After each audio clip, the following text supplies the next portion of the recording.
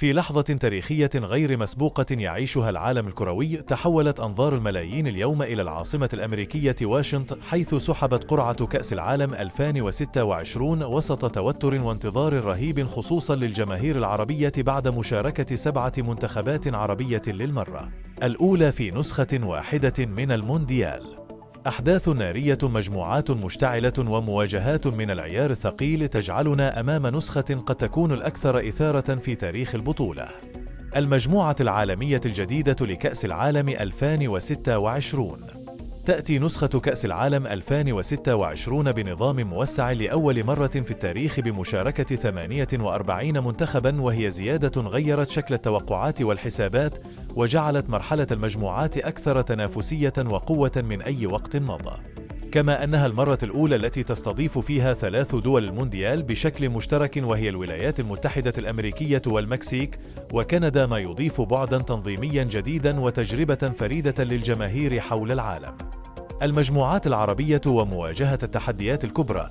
شهدت القرعة تواجد 7 منتخبات عربية دفعة واحدة، وهو رقم قياسي يعكس تطور كرة القدم العربية في السنوات الأخيرة. المنتخبات المشاركة هي مصر والسعودية والمغرب وتونس والجزائر والأردن وقطر، وكل منتخب منها وجد نفسه أمام اختبار صعب جدا في مجموعات تضم مدارس عالمية مختلفة، ما يعد بجولات ملتهبة ومفاجأة كبيرة قد تغير شكل المنافسة كليا. موعد انطلاق البطولة والنهائي الكبير.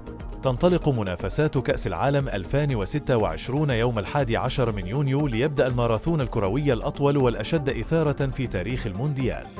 بينما سيكون المشهد الختامي يوم 19 من يوليو، حيث يقام النهائي المنتظر الذي سيحدد هوية بطل النسخة الأغلى في عالم كرة القدم، وسط أجواء استثنائية تجمع بين الإثارة والتنظيم الفريد في 3 دول مختلفة.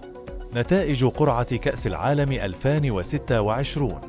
بدأ الإعلان عن نتائج قرعة كأس العالم 2026 في تمام 7 مساء بتوقيت القاهرة، وشهدت لحظات مرتقبة من الجماهير حول العالم، بينما قدمت منصة متخصصة تحديثات مباشرة ولحظية لكل تفاصيل المجموعات. جاءت النتائج مثيرة ومليئة بالمفاجأة، حيث توزعت المنتخبات 48 على 12 مجموعة، وبشكل يعكس تنوع المدارس الكروية وتوازن القوة بين القارات. هذا التوزيع وضع المنتخبات العربية في اختبارات صعبة للغاية، خصوصا مع تواجدها أمام منتخبات أوروبية وأمريكية قوية، مما يجعل المنافسة محتدمة منذ الجولة الأولى.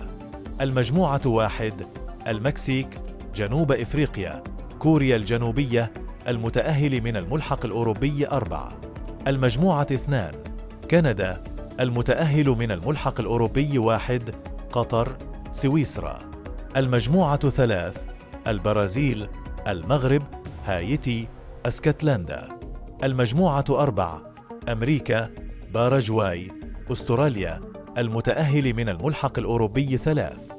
المجموعة 5: ألنيا، كوراسا، كوت ديفوار، الإكوادور. المجموعة 6: هولندا، اليابان، المتأهل من الملحق الأوروبي 2، تونس. المجموعة 7: بلجيكا، مصر، إيران، نيوزيلندا. المجموعة 8: إسبانيا، كاب فيردي، السعودية، أوروجواي. المجموعة 9: فرنسا، السنغال، المتأهل من الملحق العالمي 2، النرويج. المجموعة 10: الأرجنتين، الجزائر، النمسا، الأردن. المجموعة 11: البرتغال، المتأهل من الملحق العالمي 1، أوزبكستان، كولومبيا. المجموعة 12: إنجلترا، كرواتيا، غانا، بنما. وهكذا نصل إلى نهاية هذا الملخص الشامل لقرعة كأس العالم 2026، التي جاءت بمفاجأة كبيرة ومواجهات نارية ستشعل المستطيل الأخضر منذ الجولة الأولى. المنتخبات العربية أمام فرصة تاريخية لإثبات حضورها في أكبر محفل كروي في العالم والمنافسة على كتابة فصل جديد من المجد. الآن أخبرونا في التعليقات أي مجموعة تعتبرونها الأقوى، ومن المنتخب العربي الذي تتوقعون وصوله إلى أبعد نقطة في المونديال. لا تنسوا دعمنا بالاشتراك في القناة وتفعيل الجرس والضغط على زر الإعجاب إذا أعجبكم الفيديو. لنستمر في تقديم المزيد من التحليلات والتغطيات الحصرية قبل انطلاق البطولة.